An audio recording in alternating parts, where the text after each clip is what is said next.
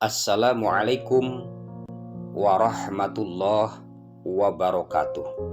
Hamdalillah, sholatu wassalaman bika ya Rasulullah.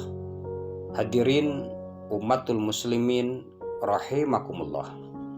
Dalam kenyataan hidup di dunia ini, ada senang, juga ada susah.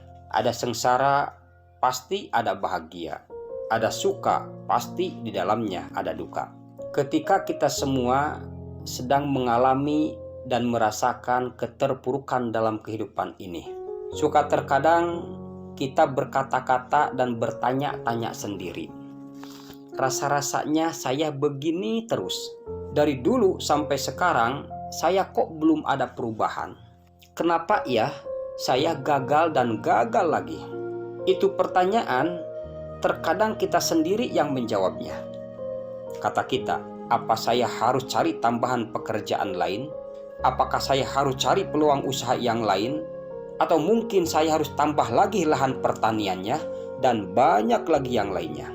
Saya katakan dan saya tegaskan bahwa Allah Subhanahu wa Ta'ala tidak pernah menyuruh itu semua. Ketika kita sedang mengalami dan merasakan keterpurukan dalam kehidupan ini, berbagai macam permasalahan, berbagai macam problematika kehidupan kita alami, apa yang harus kita kerjakan? Apa yang harus kita lakukan? Allah Subhanahu wa Ta'ala memberikan penjelasan.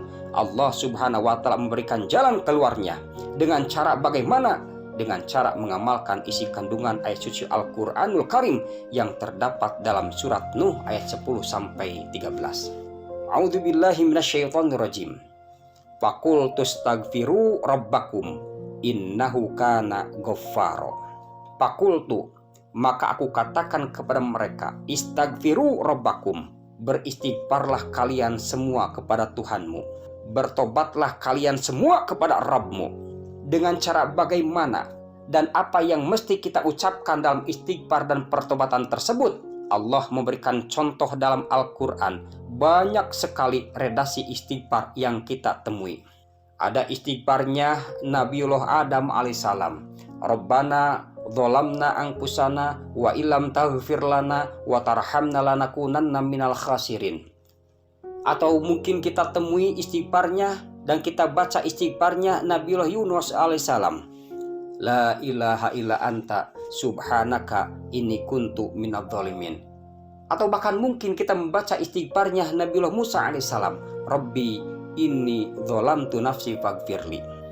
Ketika kita sudah beristighfar, ketika kita sudah bertobat, mengakui dari berbagai macam kekhilafan dan dosa yang telah kita perbuat, yakinkan istighfar dan tobat kita akan diterima oleh Allah Subhanahu wa Ta'ala. Karena salah satu janjinya, innahu kana ghaffaro, sesungguhnya dia adalah maha pengampun.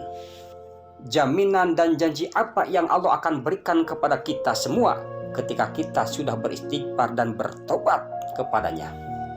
Ayat berikutnya Allah mengatakan, yursilis samaa alaikum midroro, niscaya dia akan mengirimkan hujan kepadamu dengan lebat.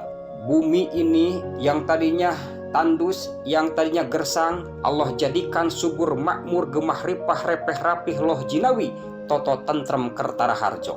Janji Allah berikutnya, wa yumdidkum bi amwalin wa banin wa yaj'al lakum jannatin wa yaj'alkum anhara, dan membanyakkan harta dan anak-anakmu, dan mengadakan untukmu kebun-kebun, dan mengadakan pula dalamnya untukmu sungai-sungai. Ada pertanyaan dari Allah Subhanahu wa Ta'ala yang harus kita jawab. Kata Allah, malakum la tarjuna lillahi waqara, mengapa kamu tidak percaya akan kebesaran Allah? Intinya adalah ketika kita sudah beristighfar, ketika kita sudah bertobat kepadanya, jaminan dan janji Allah yang sudah dijanjikan dalam ayat tersebut pasti Allah akan memberikannya. Dan itu salah satu bukti kita akan mendapatkan solusi, kita akan mendapatkan jalan keluar dari berbagai macam permasalahan hidup yang sedang kita rasakan dan kita alami. Semoga kita semua dengan memperbanyak istighfar dan melakukan pertobatan kepada Allah Subhanahu wa Ta'ala, semua permasalahan hidup yang sedang dan yang akan kita alami bisa mendapatkan solusinya. Sekian dan demikian. Wallahul muwaffiq ila aqwamit thoriq. Assalamualaikum warahmatullahi wabarakatuh.